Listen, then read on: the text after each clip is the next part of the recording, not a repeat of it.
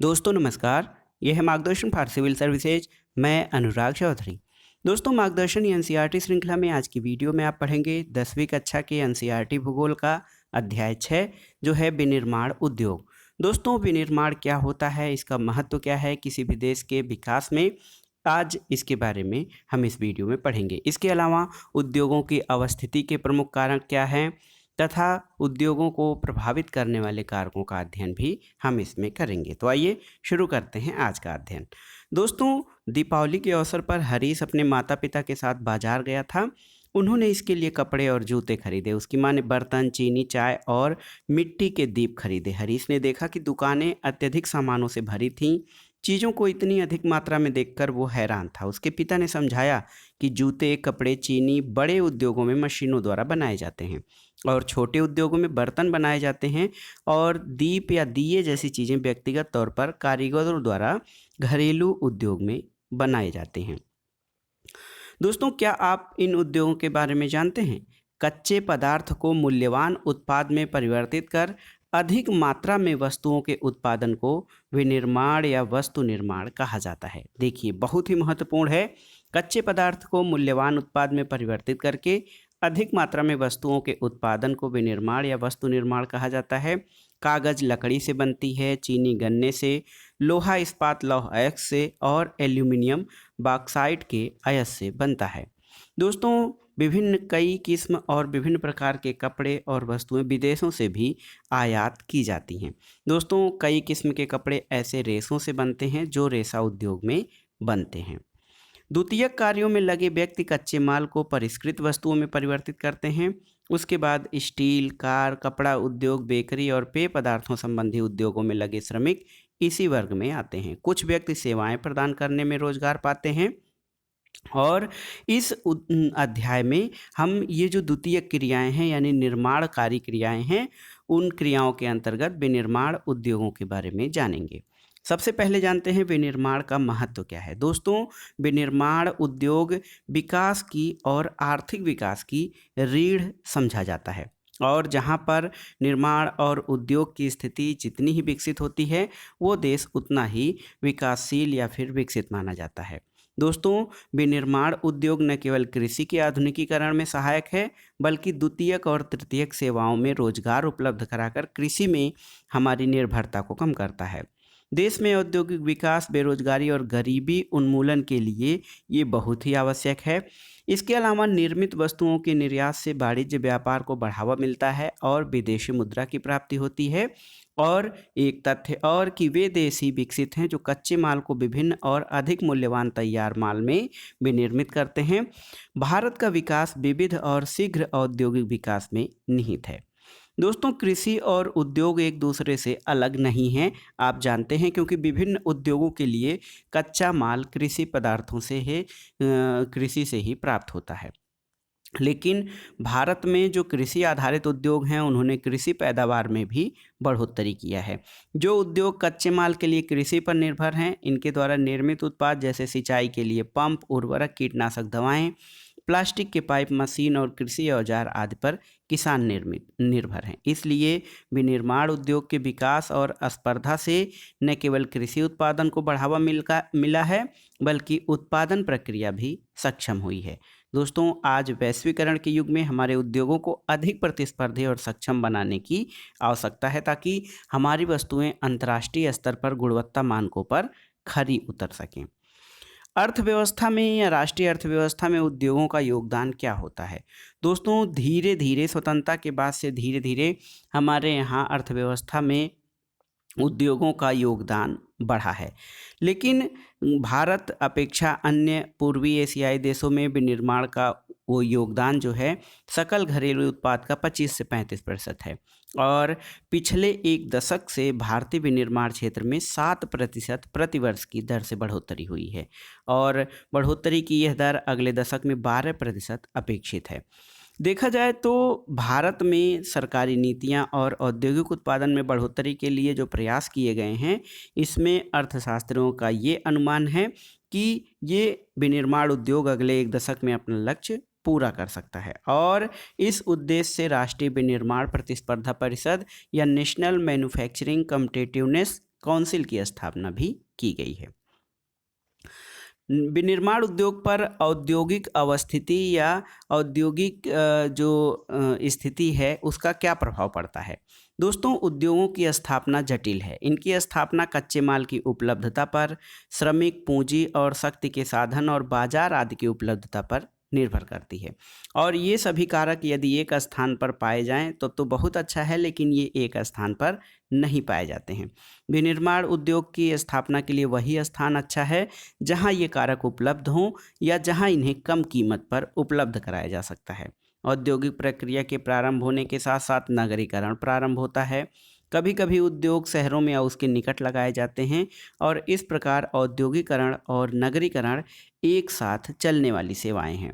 दोस्तों, नगर उद्योगों को बाजार और सेवा जैसे बैंकिंग, बीमा, परिवहन, श्रमिक और वित्तीय सलाह आदि उपलब्ध कराते हैं और नगर केंद्रों द्वारा दी गई सुविधाओं से लाभान्वित कई बार बहुत से उद्योग नगरों के आसपास ही केंद्रित हो जाते हैं। इसको समूहन बचत कहा जाता है। ऐसे स्थानों पर धीरे धीरे बड़ा औद्योगिक समूह स्थापित हो जाता है।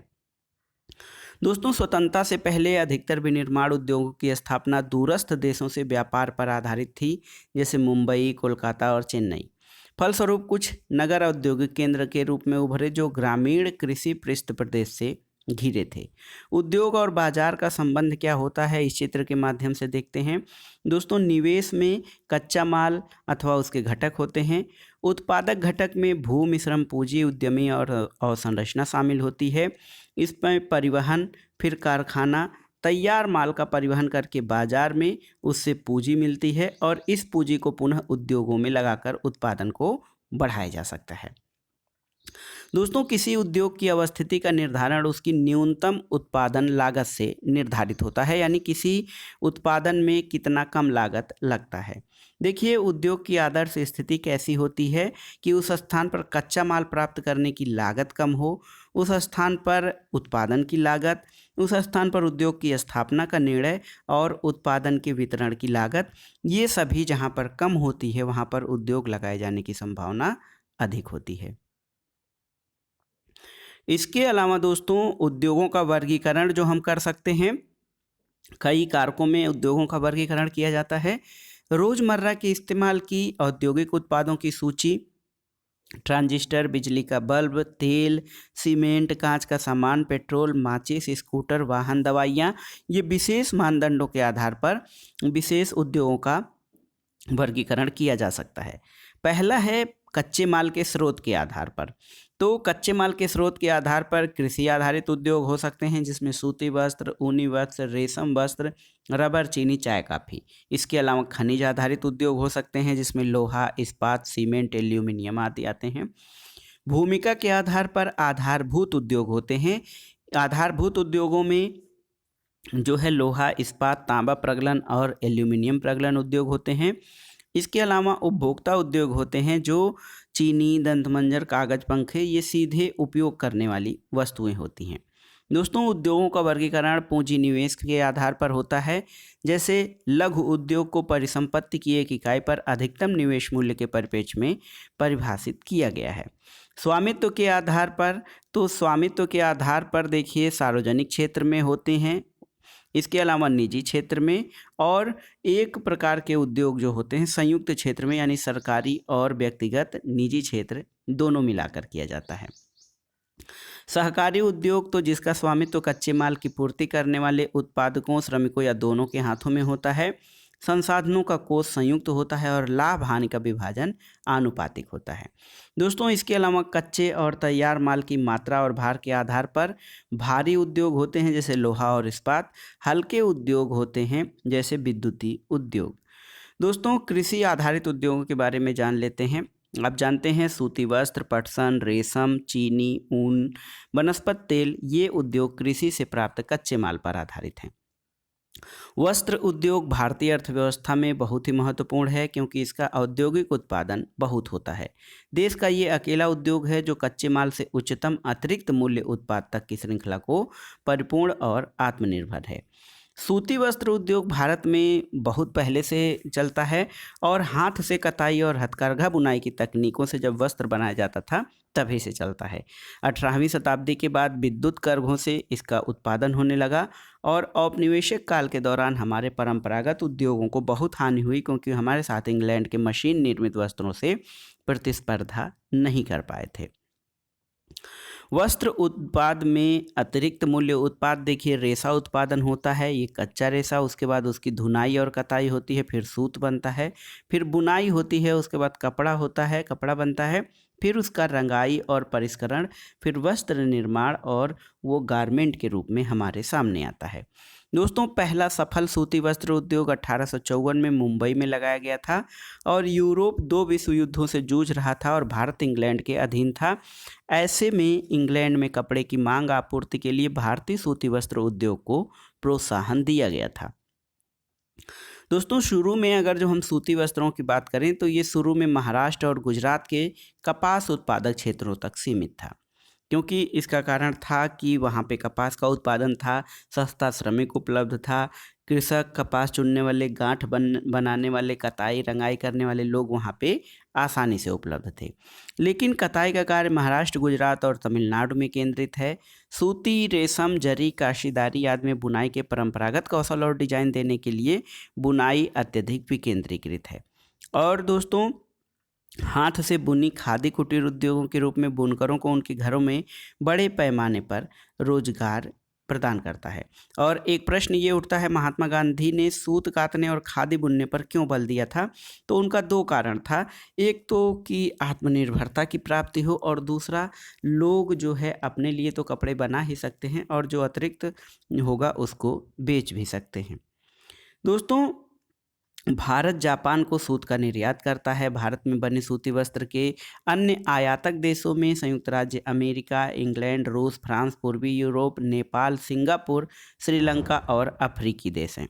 सूती रेशे के विश्व व्यापार में हमारे देश की भागीदारी बहुत ही महत्वपूर्ण है और ये अंतर्राष्ट्रीय व्यापार का लगभग 1/4 है और हमारे कताई कारखाने वैश्विक स्तर पर प्रतिस्पर्धा करने में सक्षम हैं। दोस्तों, जो है सूती वस्त्र बहुत ही महत्वपूर्ण है। धागा 85 रुपये प्रति किलोग्राम की दर से बेचा जाता है। अगर ये पतलून के रूप में बेचा जाए तो इसकी कीमत 800 रुपये प्रति किलोग्राम होगी। और रेशे से धागा, धागे से कपड़ा और कपड़े से परिधान बनाने में प्रत्येक चरण पर मूल्य वृद्धि होती है। तो दोस्तों, ये सूती वस्त्र उत्पादन भारत में बहुत प्राचीन काल से रहा है। यहाँ पर देखिए, भारत में वस्त्र उद्योग के केंद्रों को मैप के माध्यम से दिखाया गया है कि सूती वस्त्र, ऊनी वस्त्र और रेशम वस्त्र। तो सूती वस्त्र देखिए, सूती वस्त्र, ऊनी वस्त्र बारामूला, श्रीनगर, अनंतनाग में है। अमृतसर, लुधियाना में ऊनी वस्त्र, पानीपत, गुरुग्राम में ऊनी वस्त्र। इसके बाद मुरादाबाद में सूती वस्त्र, आगरा में सूती वस्त्र, मुर्शिदाबाद, हावड़ा, हुगली में सूती वस्त्र उत्पादन के केंद्र हैं।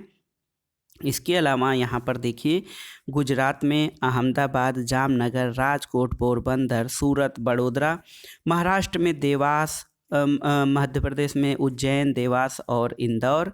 इसके अलावा महाराष्ट्र में जलगांव, वर्धा, औरंगाबाद, पुणे। और दक्षिण भारत की बात करें तो बेंगलुरु, मैसूरू, कोयम्बटूर, मदुरई और चेन्नई, ये भारत में प्रमुख जो है वस्त्र उत्पादन के केंद्र हैं। इसके अलावा पटसन उद्योग कृषि आधारित उद्योग है। दोस्तों, भारत पटसन और पटसन निर्मित सामान का सबसे बड़ा उत्पादक है और बांग्लादेश के बाद दूसरा बड़ा निर्यातक है। भारत में जो पटसन उत्पादन के प्रमुख केंद्र हैं वो पश्चिम बंगाल में हुगली नदी के तट पर 98 किलोमीटर लंबी और 3 किलोमीटर एक सकरी मेखला में स्थित है। आपकी जानकारी के लिए बता दें कि पहला पटसन उद्योग कोलकाता के निकट रिसरा में 1855 में लगाया गया था और 1847 में देश के विभाजन के बाद पटसन मिलें तो भारत में रह गई, लेकिन 3/4 जूट उत्पादक क्षेत्र पूर्वी पाकिस्तान यानी बांग्लादेश में चले गए। दोस्तों, पटसन उद्योग बहुत ही महत्वपूर्ण है, लेकिन इस उद्योग की चुनौतियों में कुछ चुनौतियां हैं। अंतर्राष्ट्रीय बाजार में कृत्रिम वस्त्रों और बांग्लादेश, ब्राज़ील, फिलीपींस और थाईलैंड से अन्य देशों से कड़ी प्रतिस्पर्धा करनी पड़ती है। इसके अलावा कृषि आधारित उद्योगों में चीनी उद्योग बहुत ही महत्वपूर्ण है। भारत चीनी का उत्पादन विश्व में दूसरा स्थान है। गुड़ खांडसारी के उत्पादन में प्रथम स्थान है। इस उद्योग में कच्चा माल भारी होता है, ढुलाई में इसके सुक्रोज की मात्रा घट जाती है और भारत में अधिकांश चीनी मिलें उत्तर प्रदेश, बिहार, महाराष्ट्र, कर्नाटक, तमिलनाडु, आंध्र प्रदेश, गुजरात, पंजाब, हरियाणा और मध्य प्रदेश राज्यों में फैली हुई हैं और जो चीनी मिलें हैं उनका 60% भाग उत्तर प्रदेश और बिहार में है। दोस्तों, कृषि आधारित उद्योगों के बाद आइए जानते हैं खनिज आधारित उद्योग। इसमें वो उद्योग हैं जो खनिज और धातुओं को कच्चे माल के रूप में प्रयोग करते हैं, खनिज आधारित उद्योग कहलाते हैं। सबसे महत्वपूर्ण उद्योग है लोहा और इस्पात उद्योग यानी आयरन एंड स्टील इंडस्ट्री। तो ये एक आधारभूत या बेसिक उद्योग माना जाता है क्योंकि अन्य सभी भारी, हल्के और मध्यम उद्योग इसी यानी लोहा इस्पात से बनी मशीनरी पर निर्भर हैं। कई प्रकार के इंजीनियरिंग सामान, निर्माण सामग्री, रक्षा, चिकित्सा, टेलीफोन, वैज्ञानिक उपकरण और कई प्रकार के उपभोक्ता वस्तुओं के निर्माण में इस्पात की आवश्यकता होती है। दोस्तों, इस्पात के उत्पादन और खपत को किसी देश के विकास का पैमाना माना जाता है। लोहा इस्पात एक भारी उद्योग है क्योंकि इसमें प्रयुक्त कच्चा माल और तैयार माल दोनों ही भारी होते हैं। दोस्तों, लोहे की कई किस्में होती हैं और इस उद्योग के लिए लौह अयस्क, कोकिंग कोयला और चूना पत्थर का अनुपात 4:2:1 का होता है। इस्पात को कठोर बनाने के लिए इसमें मैग्नीज की भी कुछ मात्रा की आवश्यकता होती है और इस्पात उद्योगों के आदर्श स्थापना के लिए जो चीज़ें हैं उसमें देखिए क्या क्या चीज़ें शामिल होती हैं। कच्चे माल का कारखानों तक परिवहन होना चाहिए। इसके अलावा झोंकदार भट्ठी, फिर ढलवा लोहा जिसमें तरल पदार्थों को साँचों में ढाला जाता है और इसके बाद उससे इस्पात बनाया जाता है। ढलवा लोहे को पुनः गलाकर ऑक्सीकरण द्वारा उसकी अशुद्धता को हटाकर मैग्नीज, निकिल, क्रोमियम मिलाकर शुद्ध किया जाता है। फिर रोलिंग, प्रेसिंग और ढलाई और गढ़ाई के द्वारा धातु को आकार दिया जाता है। तो ये इस्पात निर्माण की पूरी प्रक्रिया है और ये प्रक्रिया काफ़ी लंबी और खर्चीली होती है। भारत में लोहा और इस्पात संयंत्रों के बारे में जानते हैं। दोस्तों, भारत में प्रमुख लोहा इस्पात संयंत्र देखिए दुर्गापुर, बर्नपुर, बोकारो, राउरकेला, भिलाई, विशाखापत्तनम, विजयनगर, भद्रावती और सेलम जैसे स्थानों पर फैले हुए हैं। दोस्तों, जो मिनी इस्पात उद्योग होते हैं ये छोटे संयंत्र होते हैं जिनमें विद्युत भट्ठी, रद्दी इस्पात और स्पंज आयरन का प्रयोग किया जाता है। इनमें री रोलर्स होते हैं जिनमें इस्पात सिल्लियों का इस्तेमाल किया जाता है। ये हल्के स्टील आधारित अनुपात के मृदु या मिश्रित स्टील का उत्पादन करते हैं। इसके अलावा संकलित इस्पात संयंत्र एक बड़ा संयंत्र होता है। इसमें कच्चे माल को एक स्थान पर एकत्र करके लाने से इस्पात बनाने तक, उसे ढालने और आकार देने तक की पूरी प्रक्रिया की जाती है। दोस्तों, भारत में सार्वजनिक क्षेत्र में लगभग सभी उपक्रम अपने इस्पात को स्टील अथॉरिटी ऑफ इंडिया के माध्यम से ही बेचते हैं।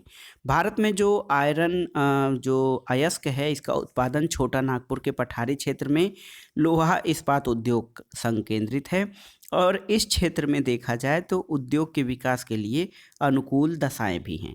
इसमें लौह अयस्क जो है कम लागत पर मिल जाता है, उच्च कोट के कच्चे माल की निकटता है, सस्ते श्रमिक और स्थानीय बाजार में इनके मांग की विशाल संभावना है। भारत दुनिया का महत्वपूर्ण लौह उत्पादक देश है, फिर भी इसके पूर्ण संभाव्य का विकास हम नहीं कर पाए हैं क्योंकि उच्च लागत और कोकिंग कोयले की सीमित उपलब्धता है, श्रमिकों की कम उत्पादकता है, ऊर्जा की अनियमित आपूर्ति है और अविकसित स्ट्रक्चर है।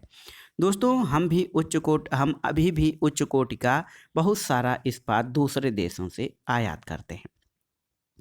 यहाँ पर देखिए भारत और चीन में कच्चा इस्पात उत्पादन की एक रिपोर्ट दी गई है कि भारत और चीन में लगभग बहुत अंतर नहीं रहता था शुरू में, लेकिन यहाँ पर देखिए कैसे अंतर होने लगा है भारत और चीन के इस्पात उद्योग में। भारत कहीं पर भी नहीं टिकता है, कम से कम 10 गुना कम उत्पादन है भारत का। दोस्तों, एल्यूमिनियम प्रगलन। भारत में एल्यूमिनियम प्रगलन या स्मेल्टिंग प्रक्रिया होती है, बहुत ही महत्वपूर्ण धातु शोधन उद्योग है और ये हल्का, जंगरोधी, ऊष्मा का कुछ सुचालक और लचीला और अन्य धातुओं के मिश्रण से अधिक कठोर बनाया जा सकता है। दोस्तों, देश में जो एल्यूमिनियम है ये बॉक्साइट अयस्क से निष्कासित किया जाता है और एल्यूमिनियम के प्रमुख प्रगलन संयंत्र जो हैं ये उड़ीसा, पश्चिम बंगाल, केरल, उत्तर प्रदेश, छत्तीसगढ़, महाराष्ट्र और तमिलनाडु राज्यों में स्थित हैं।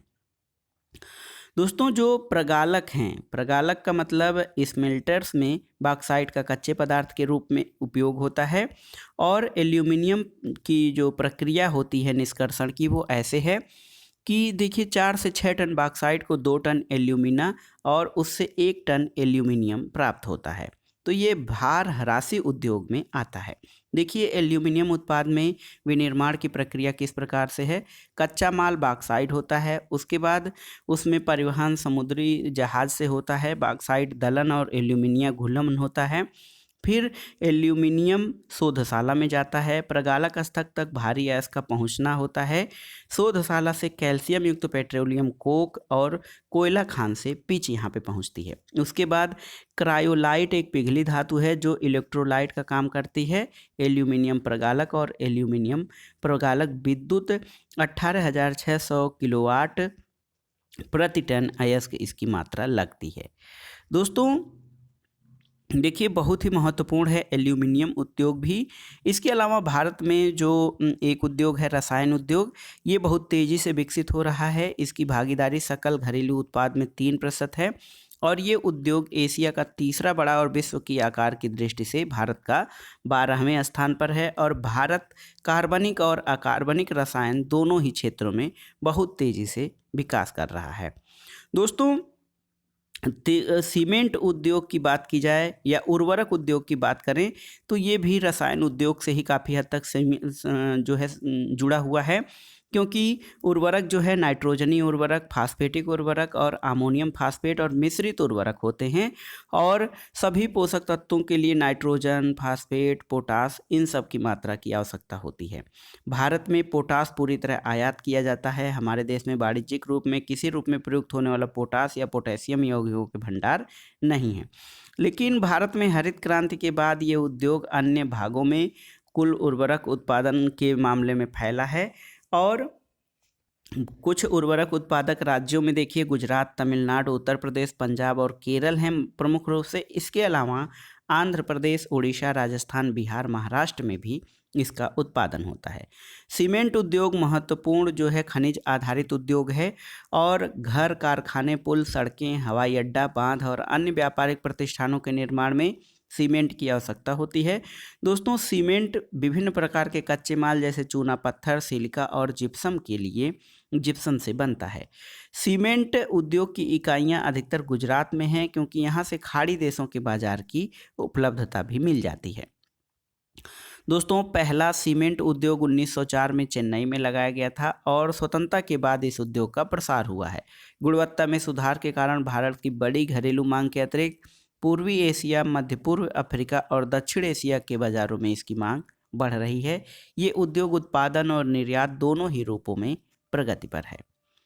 मोटर गाड़ी उद्योग दोस्तों, ऑटोमोबाइल उद्योग बहुत ही महत्वपूर्ण उद्योग है क्योंकि तेज़ी से विकास के लिए यातायात के साधनों का विकास होना चाहिए। भारत में ट्रक, बस, कार, मोटरसाइकिल, स्कूल, तिपहिया बहुउपयोगी वाहन निर्मित किए जाते हैं और उदारीकरण के पश्चात जो है नए और आधुनिक मॉडलों का विकास हुआ है और जो मोटर गाड़ी उद्योग है ये भारत में दिल्ली, गुड़गांव, मुंबई, पुणे, चेन्नई, कोलकाता, लखनऊ, इंदौर, हैदराबाद, जमशेदपुर और बेंगलुरु के आसपास फैला हुआ है। आइए देखते हैं एक महत्वपूर्ण उद्योग सूचना प्रौद्योगिकी और इलेक्ट्रॉनिक उद्योग। दोस्तों, आज आप जानते हैं सूचना प्रौद्योगिकी का युग है और इलेक्ट्रॉनिक उद्योग के अंतर्गत आने वाले उत्पादों में ट्रांजिस्टर से लेकर television, telephone, cellular phone, telephone exchange, radar, computer, दूरसंचार के लिए अनेक उपयोगी उपकरण बनाए जाते हैं और बेंगलुरु भारत की इलेक्ट्रॉनिक राजधानी के रूप में या सिलिकॉन सिटी कहा जाता है। इलेक्ट्रॉनिक सामान के अन्य महत्वपूर्ण उत्पादन के केंद्र मुंबई, दिल्ली, हैदराबाद, पुणे, चेन्नई, कोलकाता और लखनऊ हैं। दोस्तों, इस उद्योग का सर्वाधिक संकेंद्रण बेंगलुरु, नोएडा, मुंबई, चेन्नई, हैदराबाद और पुणे में हुआ है और भारत में सूचना प्रौद्योगिकी उद्योग के सफल होने के कारण हार्डवेयर और सॉफ्टवेयर का निरंतर विकास भी है। आइए जानते हैं औद्योगिक प्रदूषण और पर्यावरण निम्नीकरण। दोस्तों, उद्योगों से अनेक प्रकार के प्रदूषण भी होते हैं। चूंकि उद्योग किसी देश के अर्थव्यवस्था के विकास में महत्वपूर्ण होते हैं, लेकिन इससे भूमि, वायु, जल और पर्यावरण प्रदूषण को भी खतरा होता है। उद्योगों से 4 प्रकार के प्रदूषण मुख्य रूप से होते हैं: वायु प्रदूषण, जल प्रदूषण, भूमि प्रदूषण और ध्वनि प्रदूषण। प्रदूषण करने वाले उद्योगों में जो हमारे थर्मल पावर स्टेशन हैं वो भी शामिल हैं। दोस्तों, वायु प्रदूषण क्या होता है? तो अधिक अनुपात में अनचाही गैसों की उपस्थिति, जैसे सल्फर डाइऑक्साइड, कार्बन मोनोऑक्साइड, ये सभी वायु प्रदूषण के कारण होते हैं। और उद्योगों से निकलने वाले अनेक अपशिष्ट खराब गैसें वायु को प्रदूषित करती हैं। जल प्रदूषण उद्योगों द्वारा अनेक कार्बनिक और अकार्बनिक अपशिष्ट पदार्थ नदी में छोड़ने से जल प्रदूषण होता है। जल प्रदूषण मुख्य रूप से कागज उद्योग, रसायन उद्योग, वस्त्र और रंगाई उद्योग, तेल शोधनशालाओं, चमड़ा उद्योग आदि से निकलता है। यहाँ पर देखिए, भारत में कुछ प्रमुख टेक्नोलॉजी सॉफ्टवेयर टेक्नोलॉजी पार्क की सूची दी गई है। श्रीनगर, मोहाली, नोएडा, जयपुर, गांधीनगर, इंदौर, गुवाहाटी, कोलकाता, भुवनेश्वर, मुंबई, पुणे, हैदराबाद, बंगलुरु, मैसूरू, चेन्नई और तिरुवनंतपुरम में भारत में प्रमुख सॉफ्टवेयर टेक्नोलॉजी पार्क स्थित हैं। दोस्तों, जल प्रदूषण के बाद देखिए तापीय प्रदूषण भी होता है, जब कारखाने और तापघर गर्म जल को बिना ठंडा किए नदियों और तालाबों में छोड़ते हैं, तो इससे ताप प्रदूषण होता है। परमाणु ऊर्जा संयंत्रों के अपशिष्ट और परमाणु शस्त्र उत्पादक कारखानों से कैंसर हो सकता है, जन्मजात विकार और अकाल प्रसव जैसी बीमारियां होती हैं। मृदा और जल प्रदूषण आपस में संबंधित हैं। किसी प्रकार के मलबे का ढेर जो है, ये मृदा और जल दोनों को प्रदूषित करता है। ध्वनि प्रदूषण बहुत ही महत्वपूर्ण है, क्योंकि जो बड़े मशीनरी होते हैं वो ध्वनि का प्रदूषण करते हैं शोर फैलाकर। इससे अनेक प्रकार की समस्याएं जैसे खिन्नता, उत्तेजना, सुनने में अक्षमता, हृदय गति, रक्तचाप और अन्य स्थितियां बिगड़ जाती हैं। दोस्तों, पर्यावरण निम्नीकरण की रोकथाम कैसे किया जा सकता है, इसको जानना जरूरी है। पर्यावरण के जो गुणवत्ता में डिग्रेडेशन हो रहा है, तो इसका कारण ये है, कारखानों से निकलने वाला 1 लीटर अपशिष्ट से लगभग 8 गुना यानी 8 लीटर स्वच्छ जल दूषित होता है। औद्योगिक प्रदूषण से स्वच्छ जल को कैसे बचाया जा सकता है? तो इसके लिए कुछ उपाय किए जा सकते हैं। विभिन्न प्रक्रियाओं में जल का कम से कम उपयोग या जल का 2 या अधिक बार उपयोग किया जाए। जल की आवश्यकता के लिए वर्षा जल का संग्रहण किया जाए। इसके अलावा नदियों और तालाबों में गर्म जल और अपशिष्ट जल को रोका जाए। यांत्रिक साधनों द्वारा पहले इसको शोधित किया जाए, उसके बाद उनको छोटे छोटे टुकड़ों में करके तलछट जमाव और अपशिष्ट पदार्थों की छटाई करके उनको नदियों या किसी जल स्रोत में मिलाया जाए। जैविक प्रक्रियाओं के द्वारा द्वितीयक शोधन किया जाए और जैविक, रासायनिक और भौतिक प्रक्रियाओं द्वारा तृतीयक शोधन करके इस जल को पुनर्चक्रण द्वारा संपूर्ण प्रयोग योग्य बनाया जा सकता है। दोस्तों, ऐसे जगहों पे जहां भूमि जल का स्तर कम है, वहां उद्योगों द्वारा इसके अधिक निष्कासन पर कानूनी दबाव भी होना चाहिए। और वायु में निलंबित प्रदूषण को कम करने के लिए कारखानों में ऊंची चिमनियाँ, चिमनियों में इलेक्ट्रोस्टैटिक अवक्षेपण, स्क्रबर उपकरण और गैसीय प्रदूषक पदार्थों को जड़त्वीय रूप में पृथक करने के लिए उपकरण होने चाहिए, ताकि वायु में अधिक हानिकारक गैसें न मिलें। इसके अलावा मशीनों और उपकरणों का प्रयोग किया जा सकता है। जनरेटर में साइलेंसर लगाए जा सकते हैं और इसके अलावा ऐसी मशीनरी का उपयोग किया जाए जो ऊर्जा सक्षम हो और कम ध्वनि प्रदूषण करें। ध्वनि अवशोषित करने वाले उपकरणों के इस्तेमाल के साथ कानों पर शोर नियंत्रण उपकरण भी पहनने चाहिए। दोस्तों, आप जानते हैं कि सतत पोषणी विकास की चुनौतियों के लिए पर्यावरणीय संचेतना से युक्त आर्थिक विकास की जरूरत है। यहाँ पर देखिए, फरीदाबाद में यमुना एक्शन प्लान के अंतर्गत वाहित मल उपचार संयंत्र लगाया गया है, जहाँ पे जो है उपचारित मल को सीवेज टैंकों के माध्यम से उपचारित करके इसे नदी या तालाबों में छोड़ा जाता है। तो दोस्तों, ये था आज का वीडियो। बहुत ही आसानी से हमने समझा कि उद्योग क्या होते हैं, विनिर्माण उद्योग क्या हैं और वो किसी देश के विकास के लिए किस प्रकार से आवश्यक हैं। इनके प्रमुख प्रकार कौन कौन से हैं, इसके बारे में भी आपने विस्तार से पढ़ा। वीडियो आपको कैसा लगा हमें कमेंट बॉक्स में ज़रूर बताइएगा। वीडियो को लाइक करें, शेयर करें और इस चैनल मार्गदर्शन फॉर सिविल सर्विसेज को सब्सक्राइब करें। वीडियो देखने के लिए धन्यवाद दोस्तों। नमस्कार।